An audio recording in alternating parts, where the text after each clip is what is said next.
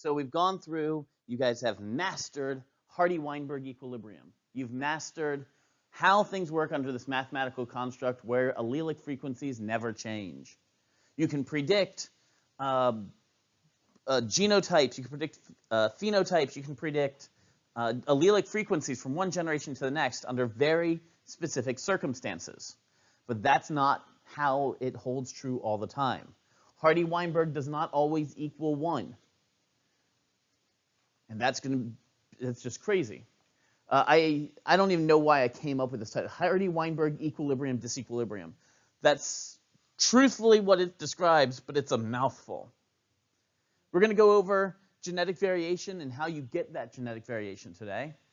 Talk about natural selection, genetic drift, and gene flow, and how that will impact allelic frequencies, how natural selection leads to adaptation, and ultimately describe the conditions necessary for a population to have Hardy-Weinberg equilibrium, even though most do not. See, the thing is, Hardy-Weinberg holds true as long as allelic frequencies do not change. But allelic frequencies are always changing because of these 5 things. Mutation. If suddenly a new mutation arises in the population, the allelic frequencies will be altered. One allele can give a reproductive advantage. That is, you will produce more offspring if you have that allele instead of the other. The population's really small. And if that population's small, random stupid chance will impact those allelic frequencies. Maybe somebody didn't make it in time to mate. I don't know, there's the big mating event going on. This happens with frogs a lot. All the frogs are there, they're ready to mate. It's a big frog mating experience, and then there's that one guy who shows up late. And he gets no mating. He's out of the gene pool. Not because it's, stupid chance. He got held up somehow. Frog business. Migration occurs. If you've got a stable population and a new immigrant comes in carrying new alleles, suddenly those alleles are in the population and your frequencies have shifted. And interestingly enough, if one gender or the other has a preference for mates, if one gender prefers certain characteristics in the other mate, then those characteristics and the alleles that produce those characteristics will increase in value. Hardy-Weinberg is mathematical. When it does not hold true, when it is in what's called disequilibrium, the frequencies are changing due to evolution. Whenever you see, when Hardy-Weinberg does not equal 1, when the alleles are changing from one generation to the next, you have evolution. In my mind, it's not even appropriate to discuss evolution until you've discussed Hardy-Weinberg, until you've discussed allelic frequencies, because that is how the modern scientist defines evolution. A change in allelic frequencies from one generation to the next. Without understanding what an allele is, you're just arguing over these esoteric concepts that nobody really understands. Alleles are vital. So yeah, Charles Darwin was the first one out there to propose natural selection as a mechanism for evolution, but that is not the end-all, be-all of evolutionary biology, especially when you take into account modern genetic approaches. It's that molecular genetics that's really showing, giving hard evidence for the ideas that Darwin put forward. There are changes in genetic structure over time. That's all evolution is. Over time, populations change, and it's going to be based on who you're able to mate with. There is a lot of breeding that goes on between different groups. It's all about spreading alleles throughout different populations. And I always think this is a really neat map. This is a map of languages and alleles associated with those languages. It turns out there are certain alleles that exist in certain language populations. That is, if you speak one language, you are far more likely to have that allele than if you speak another language. Now that's super interesting to me. What does that tell you? Does it mean that language is connected to the alleles? That is, I don't know, if you're a French speaker, you're French because you have that allele? No, that's not what it means at all.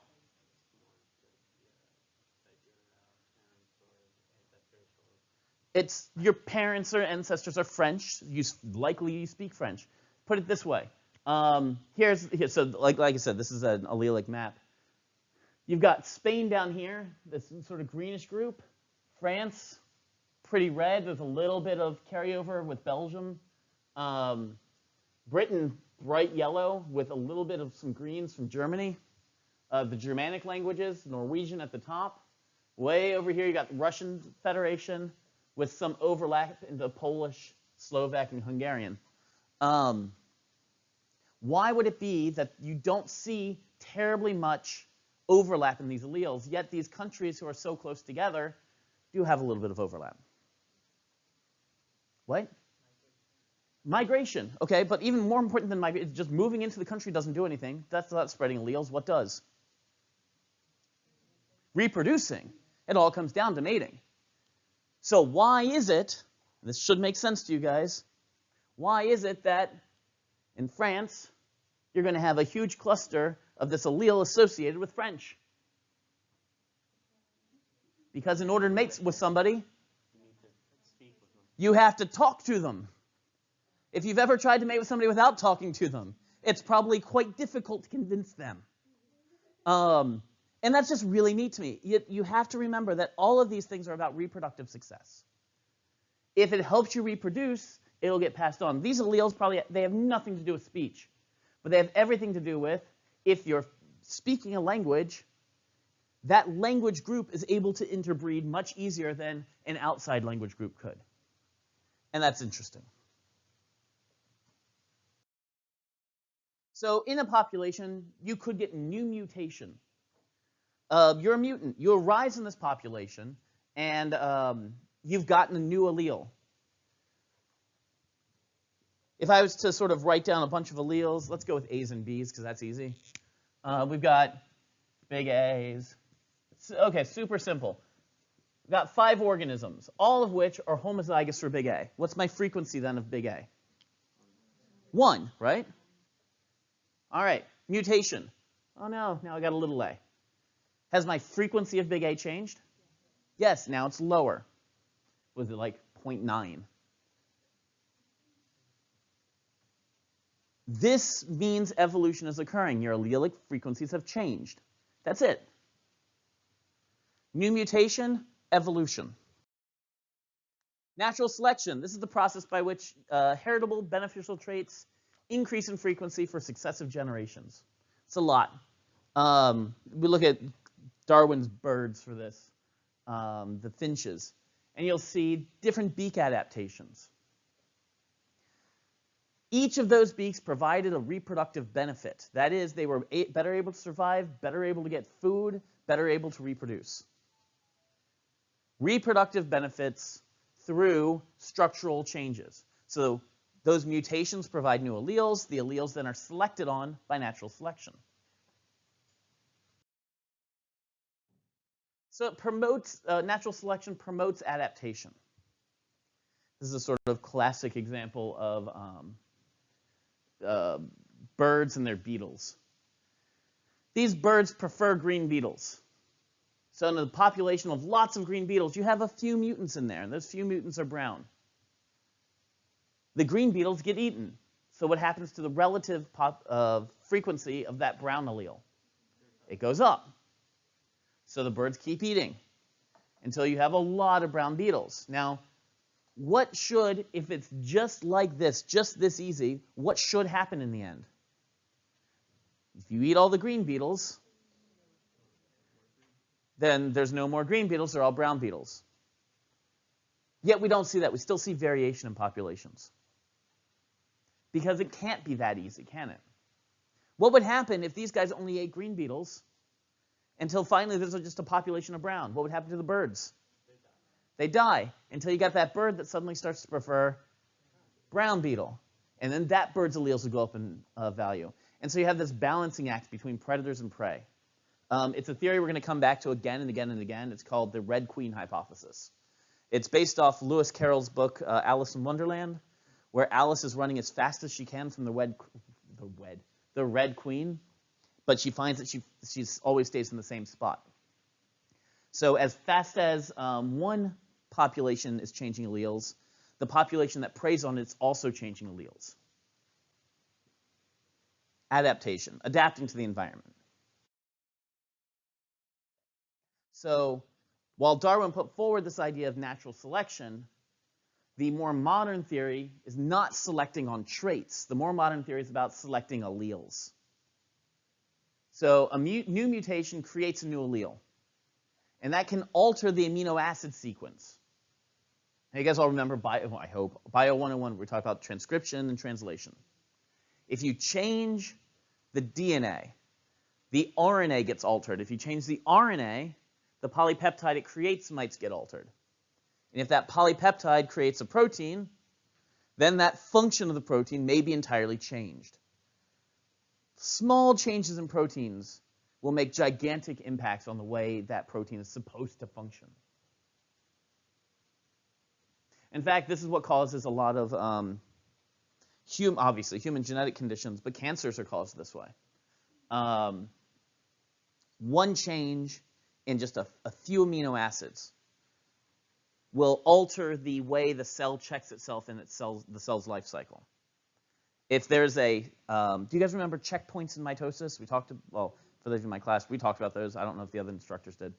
Checkpoints in mitosis. If you have a set of genes responsible for checking to see if the cell is healthy, and those genes get slightly mutated, suddenly they can't do their job anymore.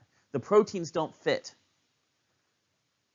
So that process gets shut down and the cell's always allowed to go. It's like a stoplight getting stuck on green. It's going to lead to crashes. So new mutations can change alleles that change the amino acid sequence, that change the protein, that change the function. It's a domino effect. Some new alleles might not be deleterious. They might not lead to cancer. Some may lead to a new trait entirely arising that could be beneficial. Here we've got two fish. These are from Hawaii. These two fish live in different environments, but they're the same species. They just have different alleles. You have a light form and a dark form. You have two types of sand in Hawaii.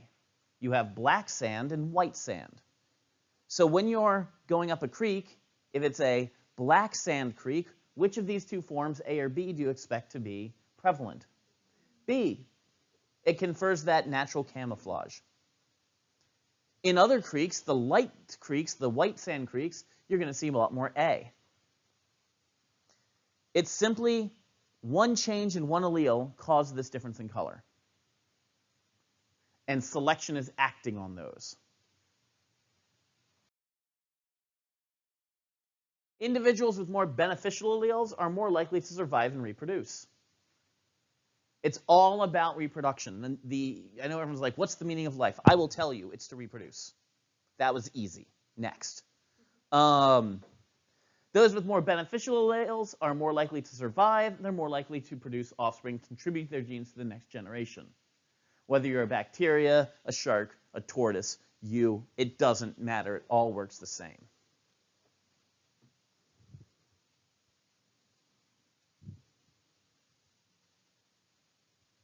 So over many generations, the allelic frequency of that beneficial allele will increase in value, and you will see those traits more and more and more often in the population. You have a better fit population. We keep talking about fitness. Fitness is actually something you can measure.